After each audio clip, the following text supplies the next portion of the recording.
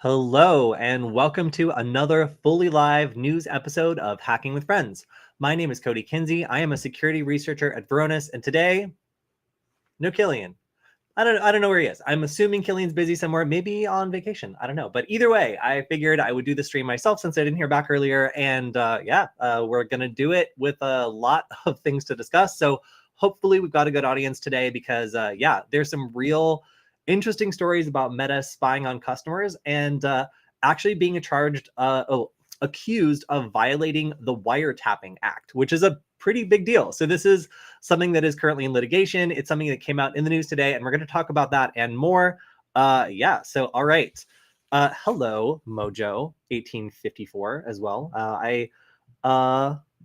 Can you tell me about API pen testing? Well, maybe. We're going to talk about the news today, but some of it does involve APIs and also VPNs and endpoint pen testing. So let's go ahead and get started. So one of the things that happened this week was also about developing some of my own tools. So this is let me enlarge my code here.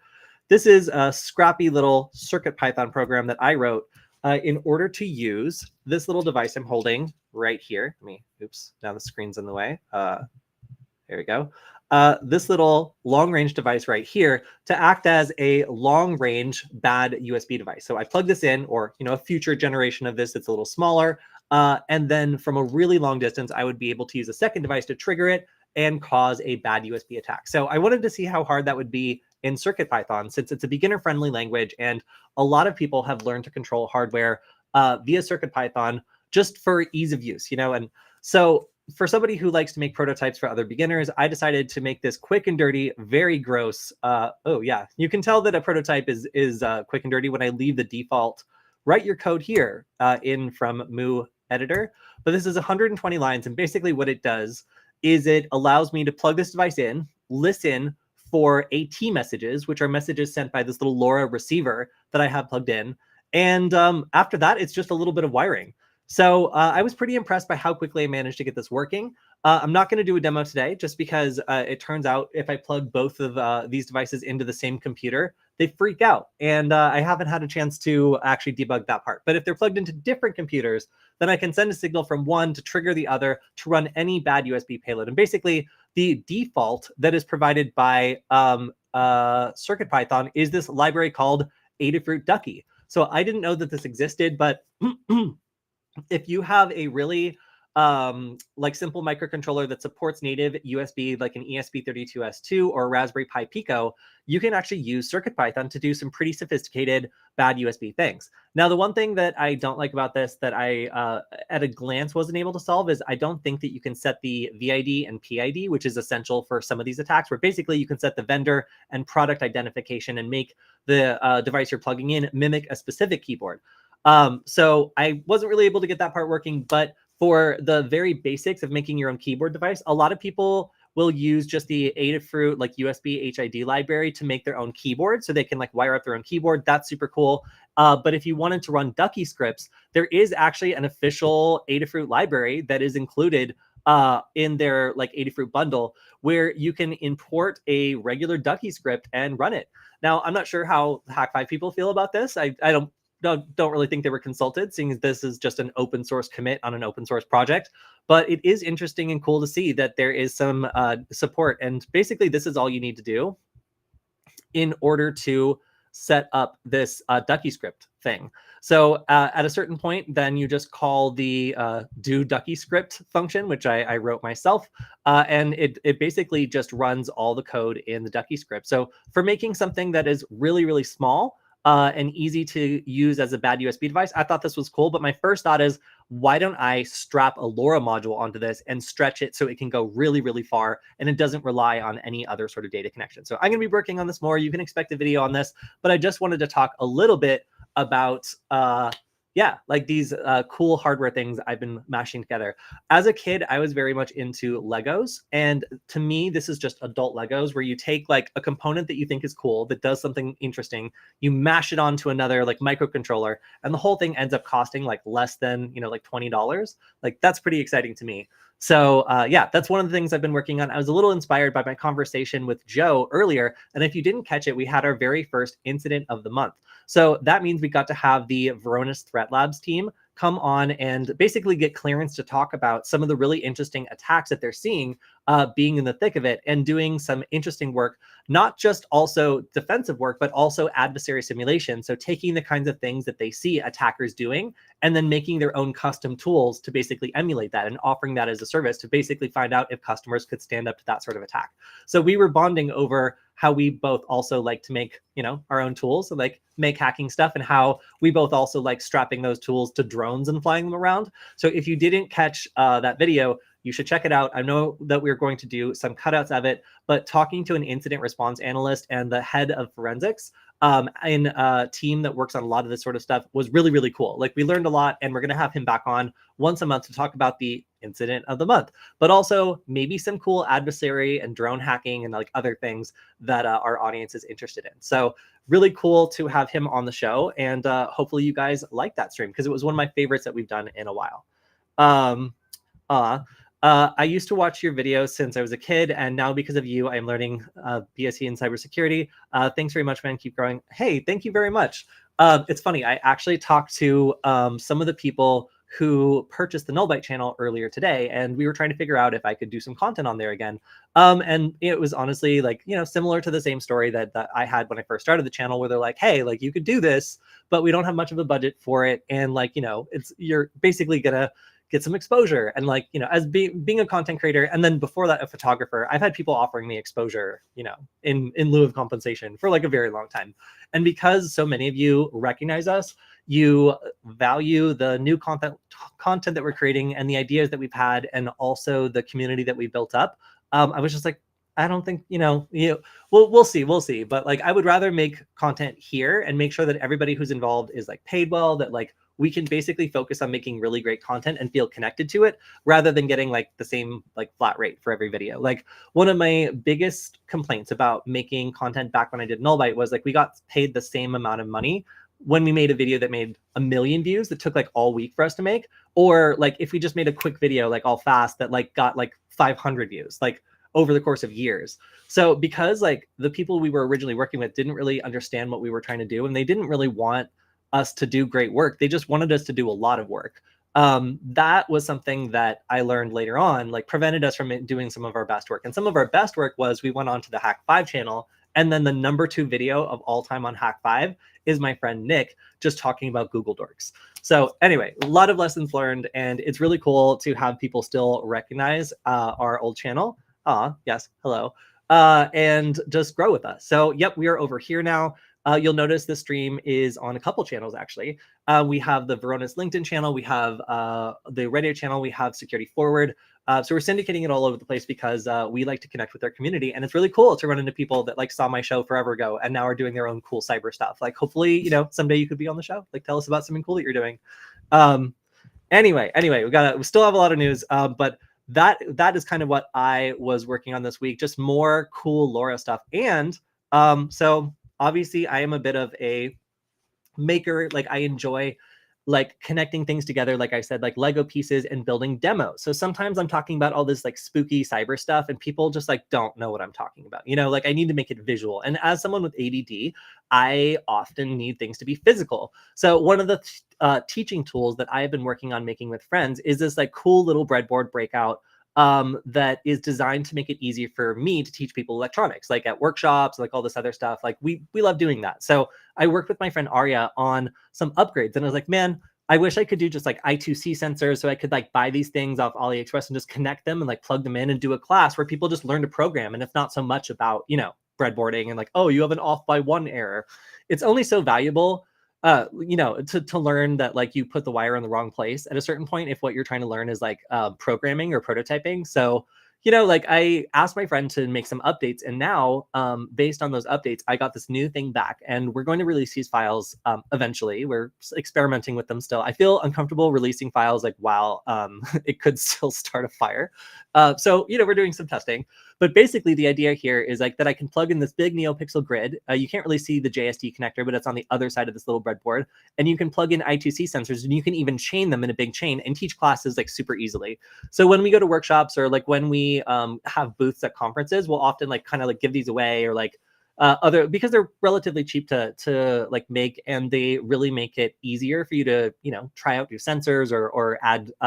We had a big display of Pushins at our booth at Scale, and we controlled it all with one of our nuggets, but we had to solder it. And I was like, never again. Like, if the breadboard add-on had like a little JST connector so I could plug the NeoPixels in directly, like that would be so cool. So anyway, a little bit of a cool hardware win for me this week. Like, I got this new prototype made, and I will share it with all of you and show how it works. I haven't plugged this in yet. So you notice it's not plugged in. I wasn't brave enough before taking this picture to see if this is like wired wrong and will smoke the sensor by default.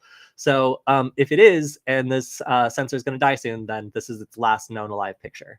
So anyway, you got to smoke some electronics in order to learn. So speaking of electronics, you guys know that I love cool hacking microcontrollers. It's one of my specialties, actually. And this is a new test board with dual Wi-Fi for the ESP32C5 beta. This is something that I'm very interested in, because looking at it from a Wi-Fi hacking perspective, having two radios has all sorts of interesting implications for doing hacking stuff with microcontrollers. So I often talk about how microcontrollers are a little bit of a compromise. You know, they don't run a full operating system, so the specs and what they're tuned for tends to be highly specialized, and you either get lucky or you don't. You know, you either, for me, like there's some ESP32 microcontrollers that have come out recently that don't have the right combination of features for me, and I just ignore them. You know, they're a miss. Like it's just not useful for me. And then there's some others that are almost perfectly aligned with my use cases, but they have some disadvantages. Like, because the company doesn't go all in, they really try to make these useful for as broad a use case as possible. This seems like a bit more of an all-in when it comes to Wi-Fi stuff. So having UART bridge in here, having two SMA adapters that allow you, like antenna mounts that allow you to have whatever kind of, oh yeah, it is an SMA. I'm doubting myself. Whatever kind of antenna you want here. That means you could have like a highly directional antenna that like greatly extends your range and targets a specific area, or you could have like a, you know, really broad, like, you know, kind of just ducky antenna that's like just a stick that gets broad coverage over a local area. You can really mix and match here. This is pretty crazy from a perspective of a potentially like sub $5 chip. So being able to get all this stuff for less than $5 means you, like the old game of being like, oh no, you can't attack a device once it moves on to a 5 gigahertz network with a microcontroller. That could be over very soon. So I'm going to get my hands on these boards and play with them. But from a Wi-Fi hacker's perspective, this could be kind of a game-changing thing if it allows you to do some of the really like sexy attacks that have been thus far still restricted to a Raspberry Pi.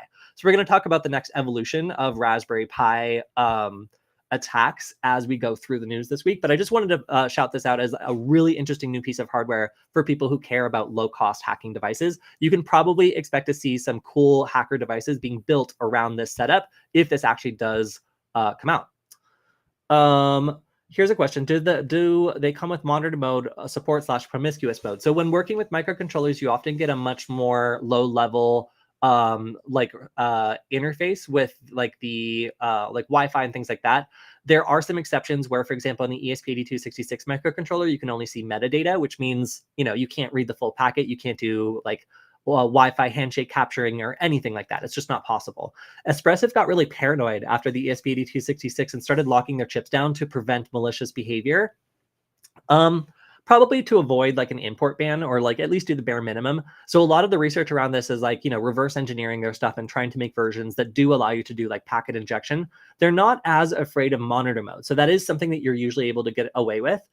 So if you wanted to do like a listening attack or maybe even grabbing handshakes, that could be possible. Now, there are some things they could bake into the firmware that are really annoying and make it difficult to do. So we're going to have to see whether or not they actually make a substantiated effort to prevent the kinds of creative behavior both you and I are thinking about using this thing for. Oh, all right. Phoenix Thunder has to go, guys. I guess we got to shut down the stream. Well, okay. There are 91 of you here, so I guess we'll stick around, but we'll see you later, Phoenix Thunder. Okay, so moving on, we've got some really crazy stories. So my old manager at Varonis actually published something I thought was really cool. I noticed that as the maintainer of a couple of URLs, let's just say, I have some domains, as we all do.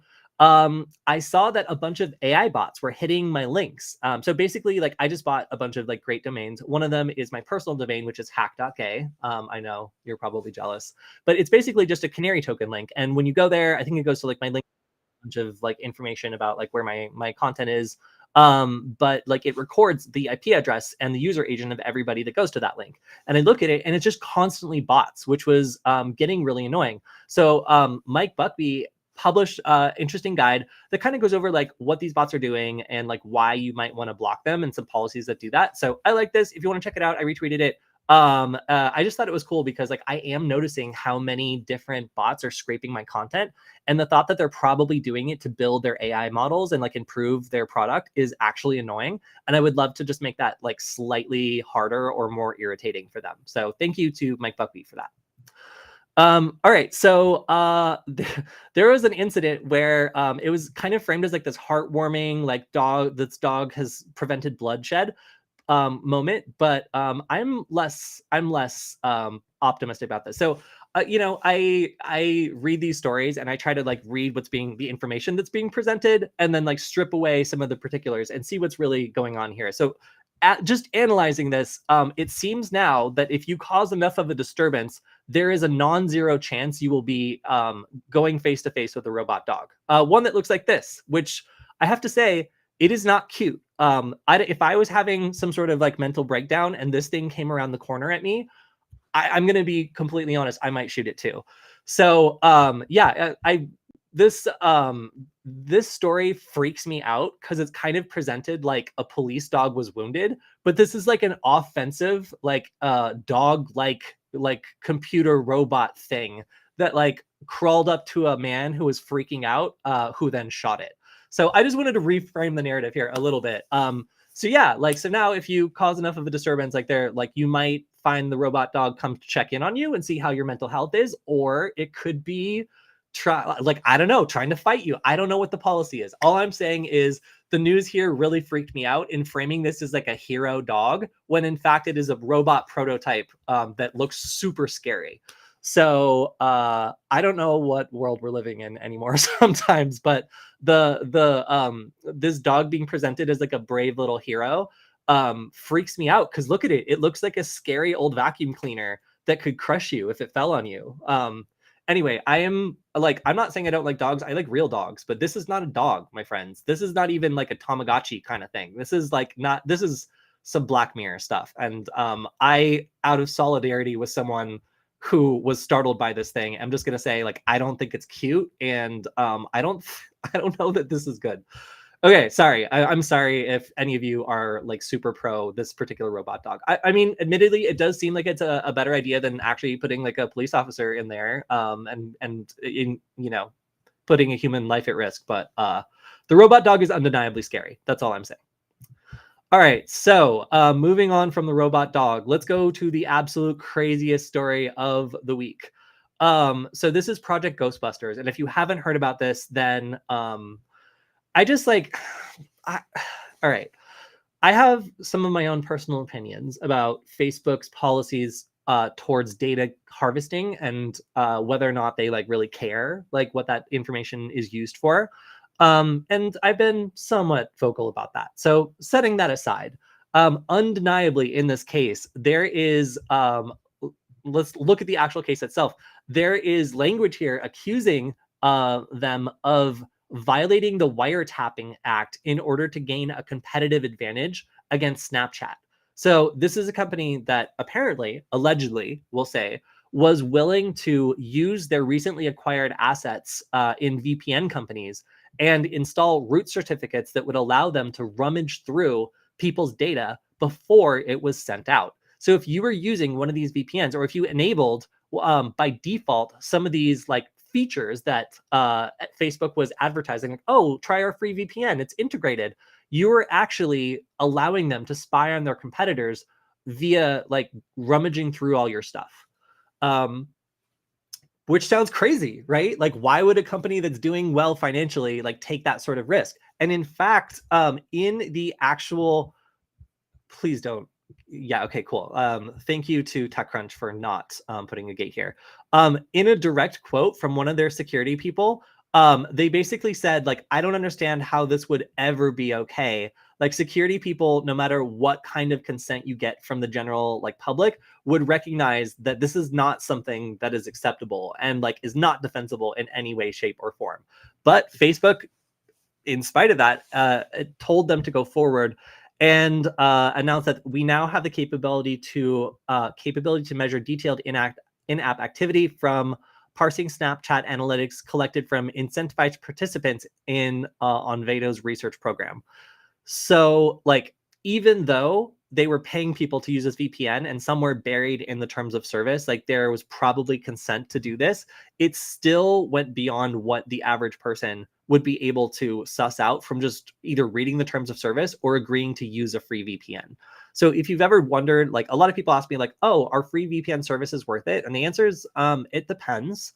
Like, do you want like potentially a company rummaging through your traffic in order to like outcompete like another random app on your phone? It's just kind of wild to me that like a corporate battle like destroyed users' data privacy just to get a little bit of a competitive advantage against, you know, an app that they felt threatened by. So yeah, this was a pretty big deal. A lot of people are talking about this. Obviously, security people are pointing this out as an example of why, if you use a free product or if you're incentivized to use a product, some of these users are actually paid to use the product, you might want to dig into the details. And there could be things that you don't necessarily agree to happening when it comes to your data. So I don't really recommend free VPNs. I don't think that they are savory. But yeah, as Cash Control succinctly says, that stuff's whacked. So yeah, please don't use a free VPN by like Meta or like most large. I like, you know, like Google, I have a Pixel and Google's like, oh cool, so you want to just do it all under one roof? You want to just use our VPN too? And I was like, no, that's okay. That's okay. And the trade-off is I've been using Mulvad for like a long time, and I think I'm going to switch because after I saw like a train ad for it, I noticed that every time I try to log into anything, I get hit with CAPTCHAs, and so many people are using it for crime and spam and whatever else, that at this point, like it's like burning the VPN. Like their servers are just like almost universally reported for abuse at this point, and I have to do a password reset at work every single time I forget to turn it off and I log in. So yeah, like it's always a struggle finding like a VPN that's like a good service that's going to be that balance between like not having to solve endless CAPTCHAs and also not accidentally giving your data away to Meta to rifle through, and it's like corporate quest to defeat Snapchat, which like barely involves you. So wild. I can't make a specific VPN recommendation at the moment because nobody is paying me to. How about that? If I'm going to sell out, it's got to be for a big price. But yeah, I personally, like, I wouldn't feel comfortable making a VPN recommendation at this time because the VPN that I've been using forever is now burned, and like I feel like moving on. I'm not saying that Mulvad is completely cooked. Like it seems to be fine for a lot of things, but let's just say it's like no longer low key. And like I used to be the only person that in my circle that was using it, and now like I know lots of people that are using it. So it's, to me, it's at the same stage that like PIA was like right before I stopped using it, which is just like getting too big. But who knows? You know, I'm not gonna like knock their success. Like I'm just pointing out that for me, it becomes a burden to have to solve CAPTCHAs all the time, and that's how I noticed that people are probably doing crime on it, is because like it eventually just becomes too burdensome for me to run like a normal Google search. Okay. Anyway, that's the end of that VPN related rant. But yeah, I agree that stuff is crazy. So yeah, just be careful, y'all. If you're using a VPN, especially if it's a free or cheap or low cost VPN, there is in fact a cost. Wait, I had way more stories than this. Where are they? Oh, they're here. Okay. All right. So let's go through some other crazy news of the week. So if you are running Fedora, like one of my good friends does, you might be crowing about how sophisticated you are and how great Fedora is. Well, guess what? Specifically, Autumn. Fedora has been the victim of essentially a supply chain attack. And actually, it's not just Fedora. It says it in the headline, but let's be clear here. This is a tool that is included in a number of different Linux distributions, including Unstable Debian. So Unstable Debian is used to build like a bunch of stuff. So while this is not a supply chain attack that affects, for example, like lots of like mature or stable versions of operating systems, it was detected. It is pretty spooky. It's currently unknown what this backdoor is designed to do, but it affects SSH authentication, and it potentially means that apparently it's been demonstrated that a threat actor could gain remote access to just a normal like version of that operating system, Fedora in this case, without any really effort. So again, like it's not totally known what this backdoor trigger is supposed to do aside from affecting the authentication for SSHD. And this is something that is done because XZ Utils had a, oh no, I don't need a definition, thanks, had a supply chain attack. And that's really the deciding factor here is if a operating system runs the affected version of XZ Utils, then you've got warnings like this. Please immediately stop usage of any Fedora 41 or Fedora Rawhide instances for work or personal activity. So pretty severe. So again, if you are one of those bleeding, I love it when my friends are like just in the news. Okay, maybe Will Dorman isn't exactly a friend, but when I was just starting out at Nullbyte, I made this ridiculous .ru email account, and I reached out to him with a question about some article he'd written. And like I'd reach out to all these people, and everyone saw my .ru email address, and I thought it was really funny, but nobody else did, so nobody would respond. And Will Dorman was the only person that wrote me back. So if I remember correctly, and I'll be embarrassed if I'm wrong, Will Dorman is a CERN researcher, and he's constantly in the news. And whenever I see him tweeting about something, I know it's about to be like front page news at some point. So yeah. Anyway, shout out to Will Dorman, the cool guy at CERN that allowed me to actually get an answer back when I was a young researcher. I see him on Bleeping Computer along with Patrick Wardle more than like anyone else.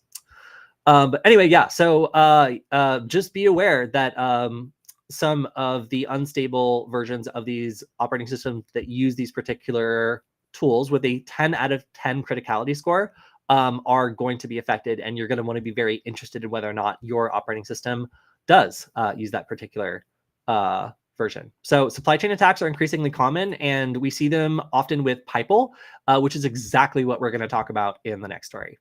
So as a result of all of these supply chain attacks, Pipel has suspended new user registration, and that is because there's an ongoing automated attack happening that is apparently pretty effective.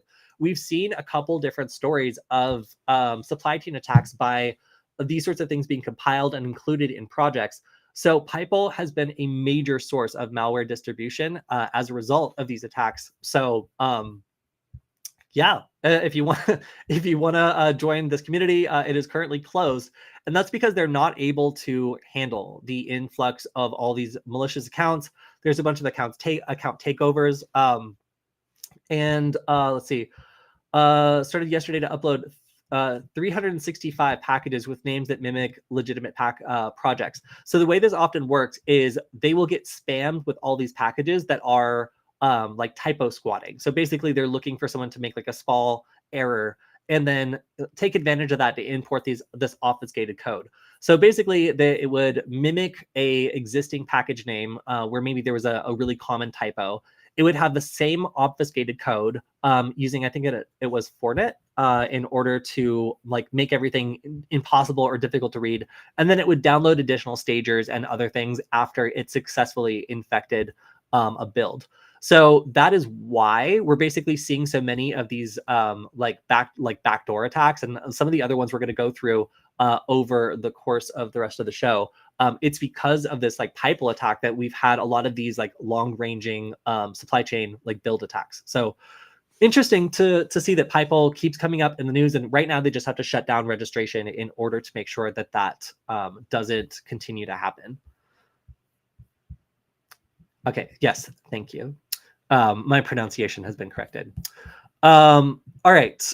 Next up, we have Google doing what Google does, shutting down Google Podcast, and this is happening by the end of next week. So I don't listen to podcasts, which is ironic since I used to have to do one I got to do one for the show. But yeah, not much to see here aside from Google realizing that YouTube Music was becoming much more popular and deciding to shut down another service. So yeah, um, that's pretty much all there is for that. All right, next up we have CISA is tagging Microsoft SharePoint remote command injection bug is actively exploited. And when you see this actively exploited notification from them, it means you're basically out of time. So typically if these are reported or have limited exploitation, like, they'll pass around the order to patch by a certain time. But as soon as this happens, it basically means that it has been automated or a commercial product has been made based on this, or there's a nation state attack that's going on. So yeah, this is just a sign that it is past the time to update the CVE. And if we look at the severity, okay, high. All right. So we've got is that an 8? This is so small. There we go. Okay, so we've got a high, yeah, an 8. So I would say, oh wait, 6.3. All right. So looks like this would need to be used in like a chain. Just trying to like understand. A lot of these are difficult to get the full measure, but I believe this one, oh yeah, it's chained with a critical privilege escalation flaw for pre-authentication remote code injection. All right. Yeah. So this is a component of a larger attack that is now being actively exploited in conjunction with others. Anyway, so I mentioned that this probably means that the attack has been commercialized. And what I mean by that is that these 0 days are often exploited by spyware vendors, and they now make up 50% of the 0 days that were exploited in 2023. So that's a kind of frightening trend. Like I've seen for a long time the impact that these spyware vendors and mercenaries have had, both by attacking high-profile individuals and getting caught, as several companies love to do, but also making more and more dangerous tools and creating an entire industry around incentivizing research into 0 days that doesn't lead to any sort of patching. It leaves the vulnerabilities exposed and sells the capabilities to basically whoever has the cash. So seeing that now 50% of 0 day vulnerabilities are exploited by mercenaries, essentially, like that represents a pretty thriving cybercrime industry and probably a pretty stark competition to bug bounty programs that are seeking to reward researchers who find these vulnerabilities in the first place. So if you're a researcher now and you have bills, and you're looking to get the most for a 0 day vulnerability that you discover, going in through the front door isn't always the best financial move anymore. And that's a pretty dramatic shift, or at least it seems like a pretty dramatic shift for how easy it is to get paid now for some of these really severe 0 day vulnerabilities that could affect secure systems. So yeah, I continue to really not like these spyware vendors. Like they often are not very reputable and will work with basically anyone who will pay them. So them competing against legitimate platforms that are trying to make products better or at least protect their users, that is the dynamic tension that has emerged now that seems to be at about 50% when it comes to who is taking advantage of these 0 days. All right, so we've talked a little bit about hardware today, and I want to go back to the Raspberry Pi. So the Raspberry Pi was one of the first tools that I used to learn about ethical hacking. And some of the things that were really great about it is most Raspberry Pis have monitor mode and packet injection supported by default in their included wireless radios. And that's great because that means I don't need anything else to do some cool hacking stuff. Now, I've seen some hacking boxes set up before that target like Wi-Fi hacking, and some of these would be the Wi-Fi Pumpkin, for example, would allow you to do like spoofing attacks and basically use it as an evil access point. And those were really useful. But this is a further evolution where now there is a $700 cybercrime enabling GeoBox tool that runs on the Raspberry Pi that allows you to like control some of the things that you might pay a larger subscription for otherwise, or that might be kind of like, the most dangerous or risky part of the operation. So if you are using a GeoBox, and you're able to like implant this somewhere and have a network connection that acts as a proxy, you could then connect this to a number of different VPN tools, proxy tools. You could potentially spoof GPS locations if you need to do a particular type of crime that requires you to be in an exact area. This tool can really do a lot. Like just looking at the suite of software that it offers, it has a lot of internet middle box proxy and VPN services that let you hide where you're actually like committing the crimes from. And it makes it really difficult for investigators to conduct forensic investigations because it can simulate a lot of environments, and it can also route traffic in ways that are very confusing to follow, as well as spoofing some interesting things. So as an evil access point, it seems to function as that, but it seems to be mostly focused around financial crime and providing services that you need to like defeat 2FA, services that you would need in order to anonymize your attacks or connections, and other things that would make it really difficult for investigators to track you down. So using a basically disposable device like a Raspberry Pi for this sort of thing is an interesting model. You basically bring the hardware and they bring the software that enables the crime. So this is like cybercrime affiliate like stuff like brought down to the like Raspberry Pi level essentially. So like instead of like, you know, renting out like their servers and infrastructure, you know, you just bring your own Raspberry Pi, plug it into whatever you have access to, and then like have the ability to run or configure your own services. So this is certainly possible. There's probably going to be a lot of hot Raspberry Pis hidden inside of dusty electronics, like connected to some like Ethernet port in like an advertisement somewhere. There's so many like connected like signs and stuff like that I've been seeing in Los Angeles that probably have some sort of data connection that I'm sure someone might plug one of these Raspberry Pis into and have like a weird proxy server that's attacking stuff. Who knows? Like it just means that okay, I'm not going to say you can get a Raspberry Pi for $35. That is absolutely not true anymore. I don't know when this article was written, but Bill, you know that Raspberry Pis don't cost $35 anymore. Well, maybe you got a better source than me. Never mind. Bill's a journalist. I'm just reading his story here, so I'm not going to dispute his sources. But I will say that for about $60 on Amazon right now, you could get a Raspberry Pi and potentially, you know, start running some of these malicious services. Although I will note that the kinds of people that provide these services are notorious for backdoors and exit schemes. So they're not necessarily known for their customer service. They are, however, known for getting prosecuted and, you know, like providing information to prosecutors as well as stealing money when they feel threatened. So yeah, that's going to be one at your own risk. Okay, next up. Oh, this is an interesting one. So I've been always taking a look at like AI attacks, and this is one that is pretty straightforward and not super sophisticated, but definitely deserves to be mentioned. So this is the Ray framework, and the Ray framework is basically an open source AI framework that is supposed to distribute computing power so that people can run like large like AI model tasks and things like that. It's designed for like research institutions and like other businesses that are trying to distribute the workload to be able to do that in a way that makes sense and is easy to set up and do. Apparently, there's a vulnerability in this that is allowing people to basically steal computing power. So connect to these networks and then do things like cryptocurrency mining, as one would expect. Like once you leave something open, it provides computing power. 90% reliability, somebody is going to attempt to mine cryptocurrency, or at least that's kind of what I've seen. Sorry, I just realized the computer's about to die. All right. There we go. So yeah, like not like this isn't as spicy as like the malicious AI models that were being uploaded in some of the previous cases I've seen, but it is interesting to note that sometimes like the investment in infrastructure to make sure that AI tools can be run effectively and to make sure that they scale and have the right computing power. If some of these underlying open source projects are compromised, then it turns out you could just steal a ton of computing power and use it to do basically whatever you want. So yeah, again, it seems like the number one thing that happens when somebody finds this and like, you know, they're initially exploiting it is they just mine a bunch of cryptocurrency. And yes, exactly. That is a bunch of cryptocurrency miners running on a compromised server. So you can expect that these attacks are often detected when the computing power just absolutely spikes and then they get shut down relatively quickly. And it looks like that's what happened here.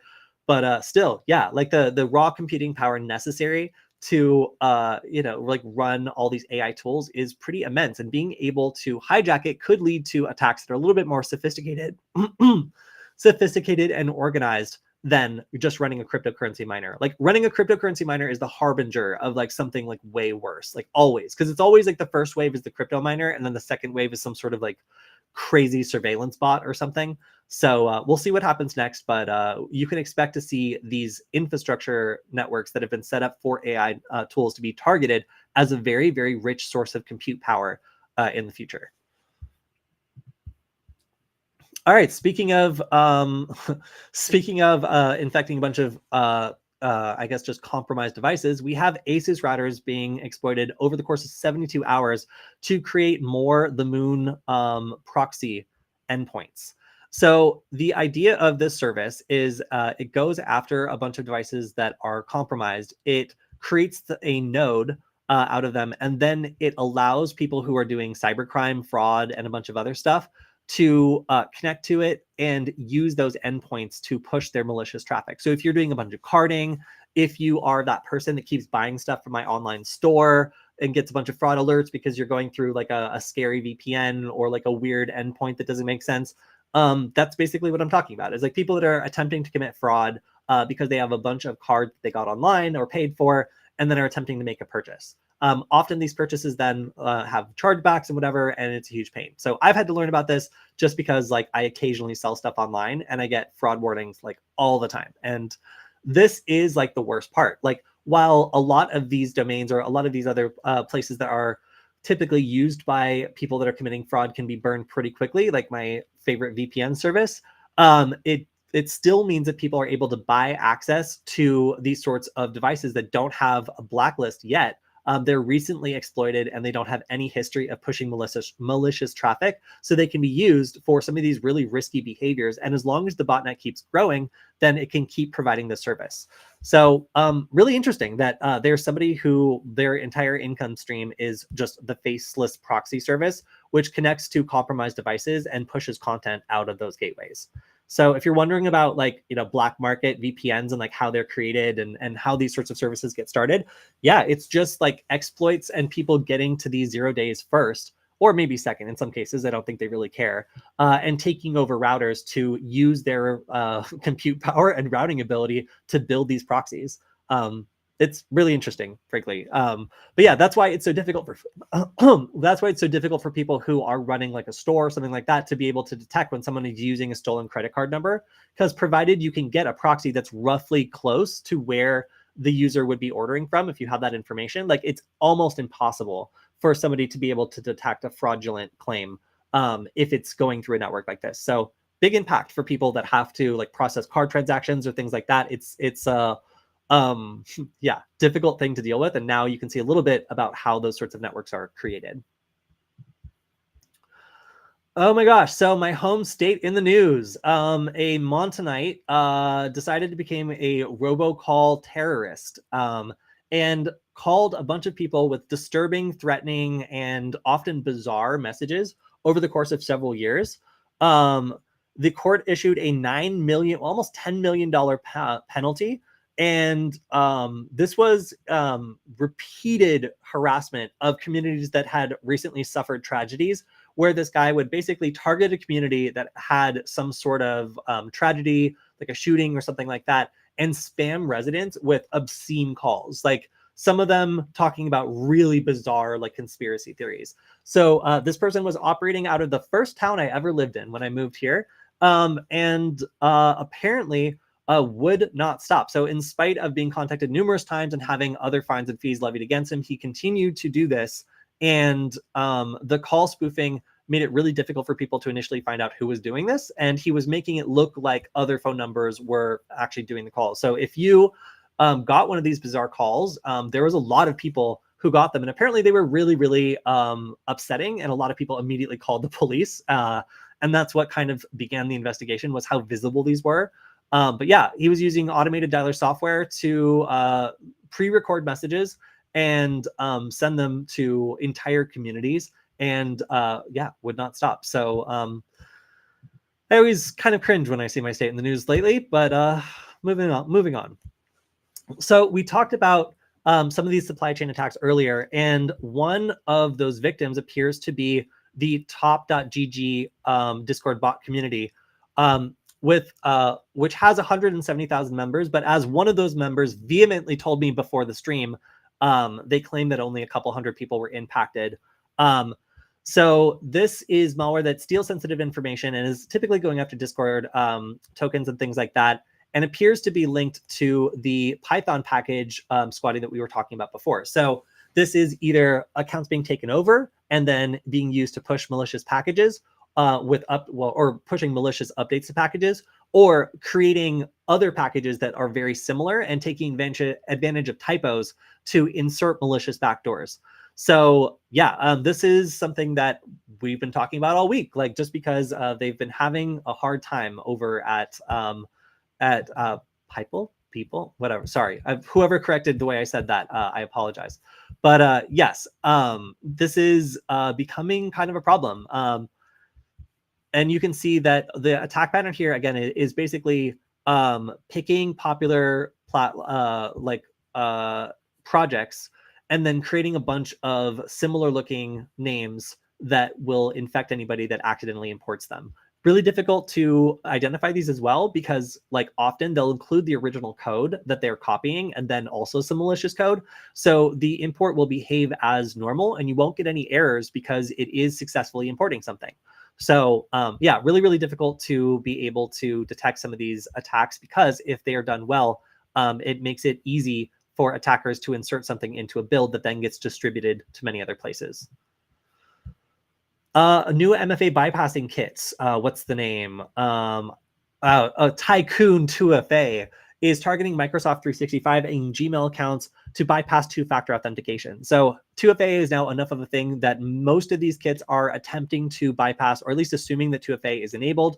The number one thing you can do to avoid these sorts of services is to have a physical authentication key, which is such a pain in the ass. As someone who has one and uses it, I will say, having it with me all the time, I basically had to buy 6 of them and like distribute them in a couple places that I have access to, so that I know I'm never caught without them.